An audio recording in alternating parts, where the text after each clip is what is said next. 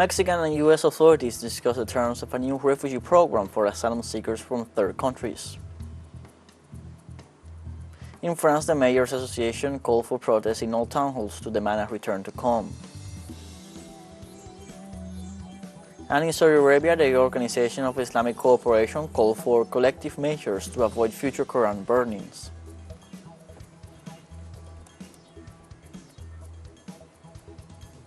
Hello, welcome to From the South. I'm Luis Alberto Matos from the teleSUR studios in Havana, Cuba. We begin with the news. Mexican and U.S. authorities are discussing the terms of a new refugee program for asylum seekers from third countries in the continent. The plan under discussion will allow migrants who qualify for refugee status to enter the U.S. through its refugee resettlement program, which is only available to overseas applicants. Unlike most immigrants who apply for asylum upon entering the United States, refugees receive immediate work authorization and government benefits, such as housing and employment assistance. They can also apply to become permanent residents within 1 year. The Mexican Foreign Ministry affirmed that it maintains constant communication with Washington on various programs and policies, always safeguarding national sovereignty. However, it pointed out that for the moment, no agreement has been reached. Also in Mexico, before thousands gathered in the capital's Zócalo Square, President Andrés Manuel López Obrador celebrated the 5th anniversary of his July 1, 2018 election victory. The Mexican head of state said the national regeneration movement is stronger than ever and that a large majority supports the fourth transformation of Mexico's public life. López Obrador confirmed that the economic policy strengthened the domestic market and benefited all sectors, adding the income of all Mexicans increased and remittances will exceed 60 billion pesos in 2023. López Obrador pointed out that thanks to investment and social policies, different crimes decreased 22% at the federal level, with decreases of 17% in homicides, 38% in femicides, 43% in vehicle theft, 79% in kidnappings. In this way, the president reported that at least 30 million households receive assistance from some social program, and the country has the highest number in its history of employees registered in the social security system.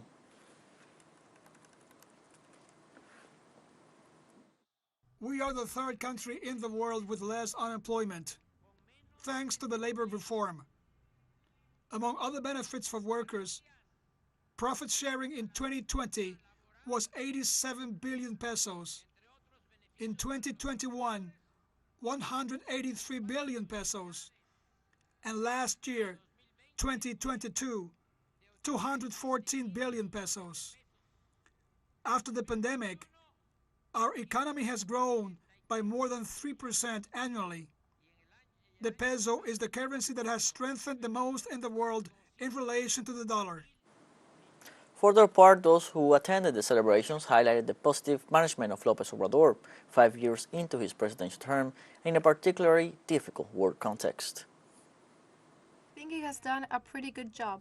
He has done a lot of positive things for the Mexicans, and I also have faith that everything will continue to get better. For me, he's the second Juarez we have had, because he has got the country out of a lot of things, and he paints a great future for all Mexicans. Guatemala's Supreme Court has ordered the suspension of the officialization of results of the first round of the elections held on the 25th. Some leaders warn of the risk of an electoral coup. Several citizens gathered around the Constitutional Chamber on Saturday evening after hearing that the court had ordered a new hearing to review the votes. Social organizations grouped in the electoral viewpoint warned against the alleged claim of some political parties to annul the votes of June 25th. In this context, the presidential candidate of the Seed movement made serious accusations.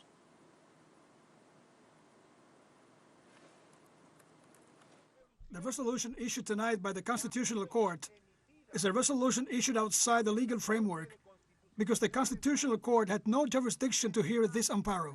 They are acting outside the legal framework with the approval of the courts, in this case the Constitutional Court. My interpretation is that they are desperate because they know that the people of Guatemala have spoken and that the days of the corrupt in this country are numbered. On Sunday, Honduran government ordered to resume the custody of the national penitentiary system through the military police of public order. The commander of the military police said in a preliminary report that it took control of the 25 Honduran prisons by instructions of President Xiomara Castro. The official added that as of July 1st, the administration and control of the prisons will pass into the hands of the military institute for a period of 1 year due to the battles between rival gangs that have caused numerous deaths. As part of the operation, all the directors and deputy directors of the prisons were replaced by military commanders. In this context, during the first inspections of both male and female prisons, arsenals of rifles, pistols and grenades have been found, as well as drugs and other unallowed objects. With a little more than 6 weeks to go before the elections in Argentina, Unión por la Patria is campaign with 2 events in the province of Buenos Aires in preparation for the primary, open, simultaneous and mandatory elections to be held in August. After the tense closing of the official candidate list, the Peronist ruling coalition carried out different activities with the presence of one of its presidential pre-candidates, Sergio Massa, together with the leaders that head the parliamentary list. In Hurlingham, in the west of the Great Buenos Aires, reference of the Kirchnerist social and political movement, La Cámpora, accompanied the launching of Damián Celsi as candidate for mayor of the district. Máximo Kirchner, first candidate for the Chamber of Deputies, asked that Cristina Fernández's judicial proscription be the incentive for a campaign of victories. And for his part, Argentine social leader Juan Grabois, the other presidential pre-candidate for the ruling coalition Unión por la Patria, launched his campaign ahead of the upcoming primaries from the province of Jujuy. Grabois, who will run against current Minister of Economy Sergio Massa for the leadership of the government coalition, formalized his launching ahead of the open primaries that will take place in August. From the province of Jujuy, which has seen strong protests and a brutal police repression in the past days, the social leader condemned the violent action of Governor Morales and expressed his support to the people of Jujuy, as well as his rejection of the extractivist model that is trying to be imposed in the province and in the country. Together with those who resist, we want to start this stage of our journey. We are in the Humahuaca ravine, where everything we love lives. Here we are together with the native peoples, the teachers, the nurses, the ordinary people who join the cry for justice to the cry of the Pachamama, who also protect our forests, mountains, hills, and ravines, the water and life. Biodiversity is worth more than gold or any of its businesses. Fighting in peace against the regime of violence that governs Jujuy and that they want to impose in all of Argentina. Let's take a short break, but remember you can join us on TikTok at teleSUR English, where you will find news in different formats, news updates, and much more. Other stories coming up, stay with us.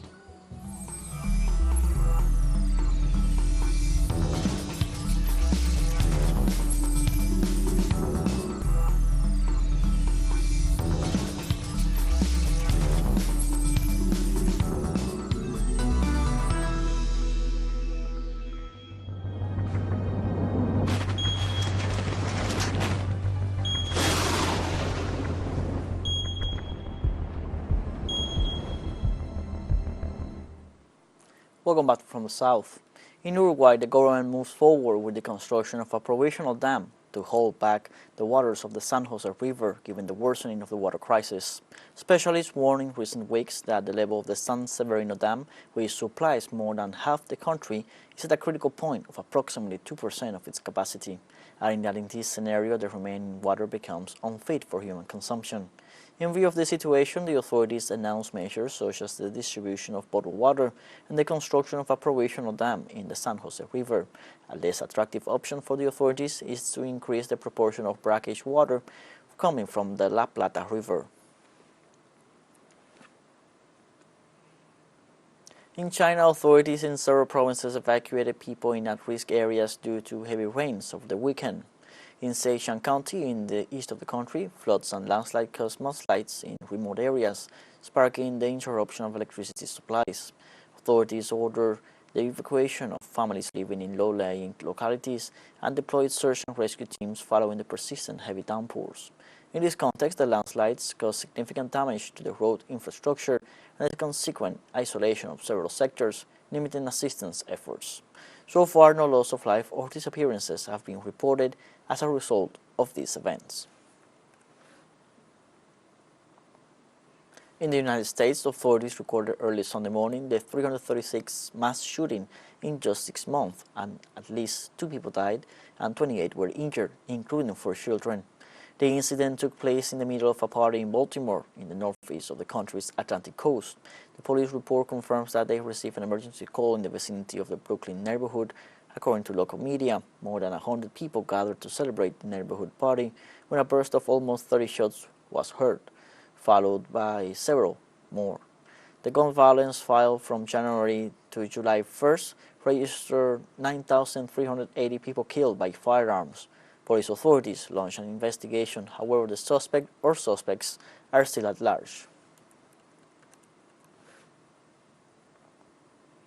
The Association of French Mayors has called for protests in all town halls to demand a return to calm, following an attack on a mayor's residence as part of demonstrations against police brutality.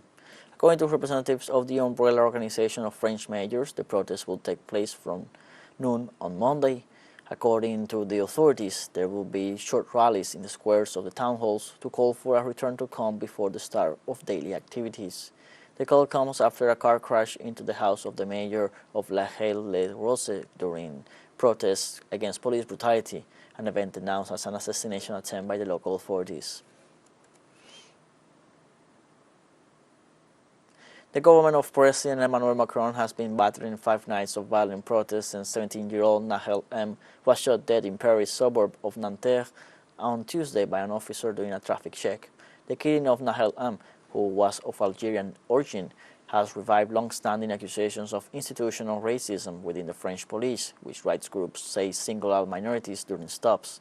French President Emmanuel Macron hosted a special security meeting at the presidential palace on Sunday amid ongoing tensions over the killing of a 17-year-old boy in a Paris suburb. Police said they made another 719 arrests at the night, bringing the total number of people detained to more than 3,000 following a mass security deployment.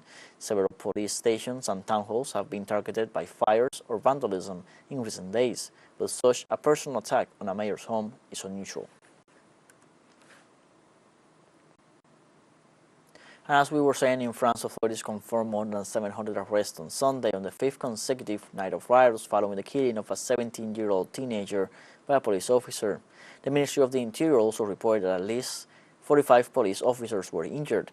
Paris and Marseille have reported the highest number of incidents. Due to the extreme situation, the tourist camps have been closed in the middle of the summer season.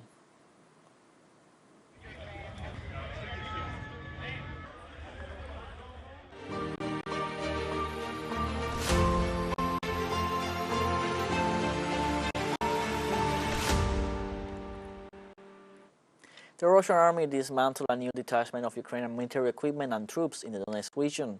The spokesman for the Russian Eastern Forces Group, Oleg Chekhov, said the attack was carried out by combat units of the Regiment for Radiological, Chemical and Biological Protection. Chekhov pointed out that the same regiment had been on a combat mission against some Sepek heavy flamethrower systems in the southern region, where they neutralized the superior units of the Ukrainian army. The spokesman mentioned that conditions were created for the motorized teams of the group to recover positions that had been occupied by the Ukrainian forces. And teleSUR English launched its own videos on demand site for you to go and revisit their interviews, top stories, special broadcastings, and more. Go to the top left corner in our website homepage and click on the video option to access our VOD platform, where you can even revisit this news brief. Now we'll have a short break. Stay with us.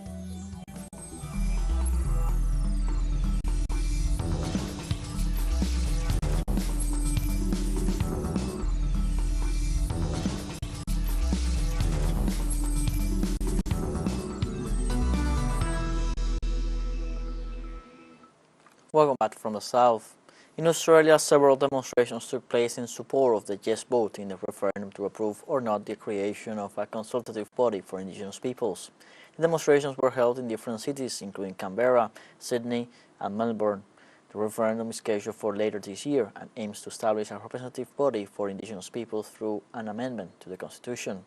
Australians will have to answer whether or not they approve a bill to modify the constitution in order to recognize Aboriginal people through a body called The Voice.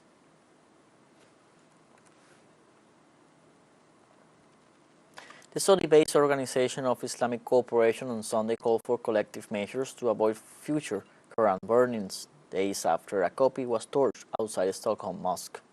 The 57-member body met at its Jeddah headquarters to respond to Wednesday's incident in which an Iraqi citizen living in Sweden stomped on the Islamic holy book and set several pages alight. The incident coincided with the start of Eid al-Adha holiday and the end of the annual Hajj pilgrimage in Saudi Arabia, sparking anger across the Muslim world. Iraq, Kuwait, the United Arab Emirates and Morocco summoned their Swedish ambassadors in protest. Swedish police, on the other hand, granted the perpetrator a permit in line with free speech protections. However, authorities later said they had opened an investigation over agitation. Member states must adopt a unified position and collective measures to prevent the recurrence of such despicable actions. We need to send a clear message that acts of desecration of the noble Koran and insults to our Prophet Muhammad are not mere ordinary Islamophobia incidents. At the same time, we must send constant reminders to the international community regarding the urgent application of international law, which clearly prohibits any advocacy of religious hatred. In Sierra Leone, the main opposition party, the All People's Congress, has completely rejected the victory of President Julius Maada Bio and demanded new elections. As announced at the end of the elections, Samura Kamara, the opposition leader, has rejected the victory of the Popular Party in the June 24th elections. In this context, they demand elections within 6 months, with a new electoral board, and they are withdrawing from all state institutions, including the parliament, where they won 51 seats. In addition, they are also demanding the resignation of the entire security leadership and have asked the international community for sanctions against the Sierra Leonean government. In China, Fujian high-speed bullet trains began its operations on Saturday, marking the official launch on the Qinghai-Qisan railway line. The high-speed trains began operations covering a total distance of 829 kilometers from Xining to Golmud in the northwest China's Qinghai province, the longest stretch in the world. The carriages of these trains are designed and manufactured to handle different speeds and to withstand different weather temperatures. The trains are taller and wider than standard models and can carry more passengers. China has the largest high-speed rail network in the world, thanks to the government's vision of linking destinations and meeting the population's growing demand for fast and comfortable travel.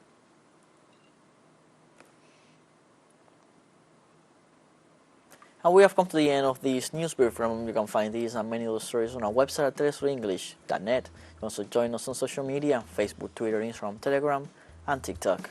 For TeleSUR English, I'm Luis Alberto Matos. Thank you for watching.